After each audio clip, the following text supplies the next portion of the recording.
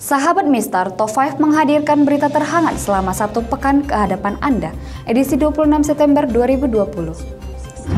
Pembunuhan sadis Jeffrey Wijaya alias Asyong yang mayatnya ditemukan di jurang Jalan Medan Brastagi Tandakaro pekan lalu akhirnya terungkap.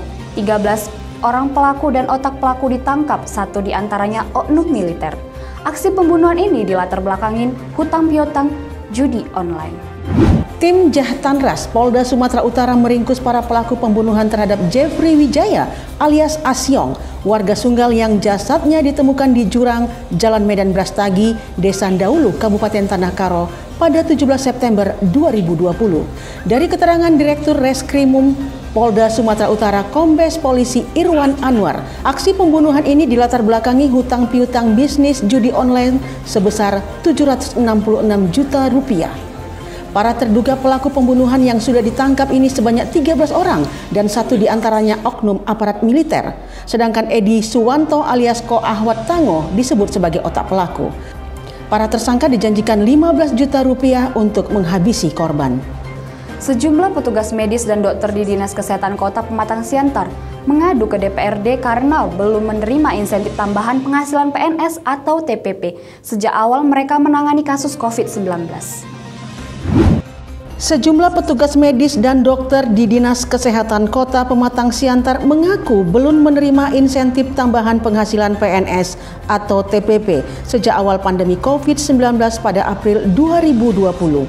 Para petugas medis tersebut mendatangi ruang rapat Komisi 1 DPRD Siantar untuk mengadukan nasibnya. Seorang dokter mengaku peningkatan pencairan dana insentif terhambat karena perubahan peraturan secara teknis atas penyesuaian pandemi COVID-19.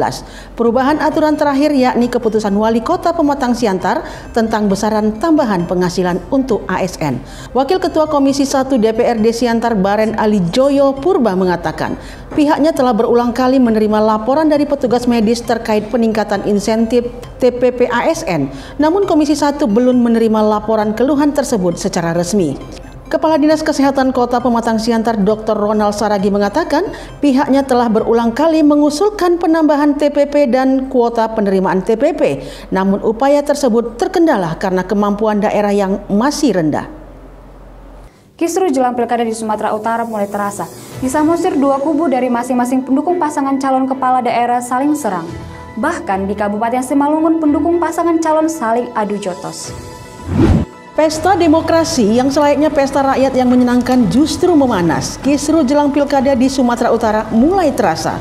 Di Samosir, dua kubu dari masing-masing pendukung pasangan calon kepala daerah saling serang kandidat.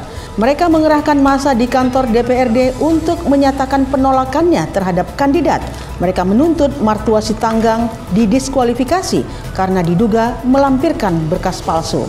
Sebelumnya, massa yang mengatasnamakan Forum Masyarakat Pemantau Negara atau Formapera melakukan aksi unjuk rasa di kantor DPRD Samosir terkait kebohongan publik yang dilakukan oleh Bupati Samosir, Dr. Andus Rapidin Simbolon, bahwa sang petahana pernah menjadi terpidana. Mereka minta DPRD Samosir harus mengeluarkan rekomendasi agar Rapidin Simbolon didiskualifikasi sebagai calon bupati 2020. Sementara itu di Kabupaten Simalungun, pendukung pasangan calon bahkan saling adu jotos. Benfri Sinaga, seorang anggota DPRD Simalungun, terlibat adu jotos dengan Koster Aprison Hutajulu di Kecamatan Huta Bayu Raja, Kabupaten Simalungun pada Minggu 20 September 2020. Keduanya terlibat pertengkaran setelah saling hujat kandidat antar pasangan calon pendukung mereka. Benfri Sinaga tidak terima paslon dukungannya dihujat. Presiden Jokowi sampaikan pidato pada sidang Majelis Umum ke-75 PBB. Selain mengkritik peran PBB terhadap perdamaian dunia, kemerdekaan Palestina, Jokowi juga menyampaikan 3 hal penting untuk diperjuangkan PBB, termasuk penanganan COVID-19. Presiden Joko Widodo dalam pidato pada sesi debat umum sidang Majelis Umum ke-75 Perserikatan Bangsa-Bangsa atau PBB menilai konflik masih terjadi di berbagai belahan dunia, kemiskinan dan bahkan kelaparan masih terus dirasakan. Prinsip-prinsip piagam PBB dan hukum internasional kerap tidak diindahkan, termasuk penghormatan terhadap kedaulatan dan integritas wilayah.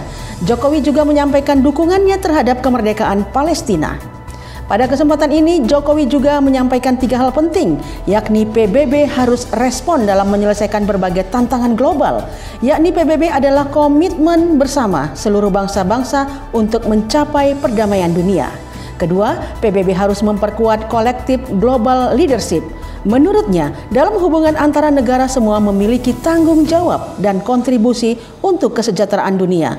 Ketiga, kerjasama dalam menyelesaikan COVID-19. Jokowi meminta agar semua negara mendapat akses setara vaksin yang sama dan harga yang terjangkau. Disinilah dituntut peran PBB untuk memperkokoh kolektif global leadership. Dunia membutuhkan spirit kolaborasi dan kepemimpinan global yang lebih kuat untuk mewujudkan dunia yang lebih baik. Ketiga, kerjasama dalam penanganan COVID-19 harus kita perkuat, baik dari sisi kesehatan maupun dampak sosial ekonominya.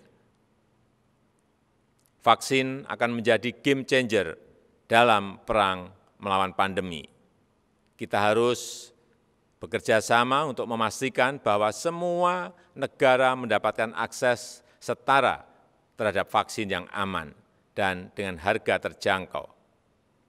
Kita beralih ke berita mancanegara. Palestina putuskan keluar dari Liga Arab, menyusul kekecewaan mereka terhadap Bahrain dan UEA atas normalisasi hubungan dengan Israel. Situasi di tepi barat jalur Gaza makin memanas menyusul perjanjian normalisasi hubungan Israel dengan negara-negara Arab. Dua negara Teluk Arab, Bahrain dan Uni Emirat Arab atau UEA mengadakan perjanjian normalisasi hubungan dengan Israel yang selama ini menjadi penjajah di tanah Palestina. Perjanjian yang dimotori Amerika Serikat ini pun mendapat pertentangan dari sesama anggota Liga Arab Palestina. Dampaknya, Palestina mengatakan mereka mundur dari pertemuan Liga Arab Selasa lalu. Hal tersebut disampaikan melalui Menteri Luar Negeri Riyad Al-Maliki. Bahrain dan UEA dinilai telah melakukan pengkhianatan terhadap tujuan mulia Liga Arab yang menginginkan penjajahan Israel dihentikan.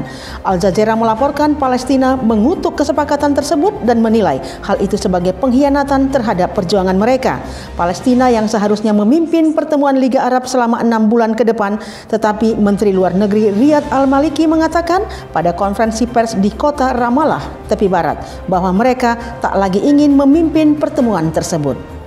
Demikian Top 5 kali ini. Jangan lupa subscribe untuk selalu mendapatkan berita terhangat dari kami sajikan di akhir pekan Anda. Saya Vanessa, sampai jumpa.